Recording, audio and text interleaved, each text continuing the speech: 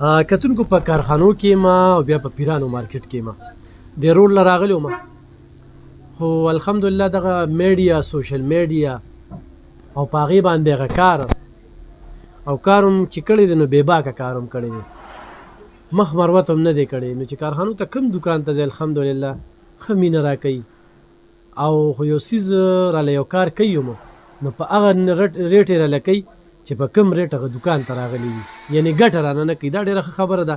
بیا ما دا ګیمبل روړی دې دکان ته، نو ده پې چلو مې زده که وایه چې خو جوړه یم که او دا یو ناممکنه شان خبره وه. موږ ویل چې لا دې مصري به چېرته کې وي که نه، نو هغه موږ دومره تو کړو چې دننه په دې کې تارونه ختلي وو. نو په دې باندې ده ته یو داد ورکوم او د هغه داد ورکولو لپاره چې کوم دی نو ما یې چې څو خبرې هم ورسره وکړم، خپله پېژنګلو زما کتونکو سره وکړه.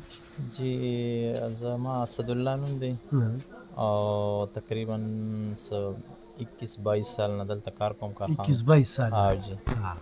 او د الکترانکس چې څومره دغه وي نو اول تقریبا چې 2001-2 نه چې زمونږ کار و نو د ډیګونو میګونو کار و، بیا هغې نه بعد د هیټر میټر او دا څیزونه. نو اوس فلحال د کیمرو کې DSLR کیمره شوه، دې سره چې څومره مطلب تړلي شوي څیزونه دي، ګیمبل شو دا څیزونه، نو دغه ټول فرق پکې وي. او لکه څنګه چې ستاسو دا څیز و چې دا بار بار تاو شوی و په یو سایډ باندې که نه، نو مطلب دا دی چې هغې سره د دې هغه دننه کنیکشن غوند کټ شوي و.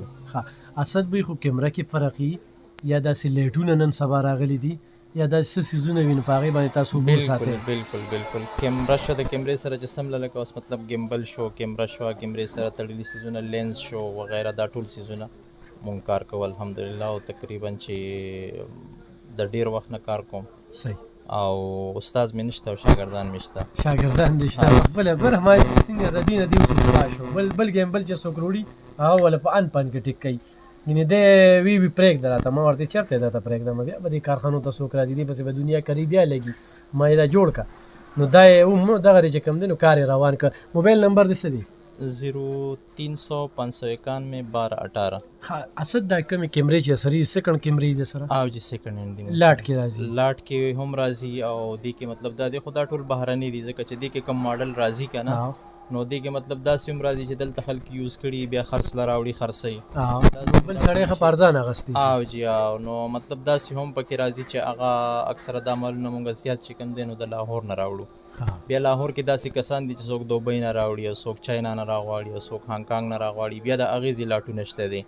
خو مطلب دا دی چې دې کې کومې ماډل یې مونږ سره راځي نو هغه ټول داسې وي چې یو مطلب دا دی د کینن کمپنۍ والا چې کوم یو دی نو هغې کې لکه دې کې 2 نمبر سیز راځي نه، چې اوس یو سړی ووایي چې دا مثال طور پر 100D کیمره ده، نو 100D کیمره په ټوله دنیا کې یو 100D کیمره ده، بس هر چاته پته ده چې 100D څه څیز دی که نه، د دې کاپي ماپي جوړېږي نه، دا ټول اوریجنل څیزونه دي موږ سره. صحیح. ښه ګرانو کتونکو، اسد له خو راځئ خو کیمره اخلئ، مایک اخلئ، تار والا مایک اخلئ، وارلیس والا مایک اخلئ، سټین اخلئ، بلپونه سټوډیو له اخلئ، ورسره چې کوم دی کیمره کې هم فرق راغلی وي نو بالکل راتلی شي پیرانو مارکیټ ته. اسد الکترانکس چې کوم دی نو دا یاد ساتئ، سیل اینډ سروس دغه دکان دی 0359111218 د موبایل نمبر دی.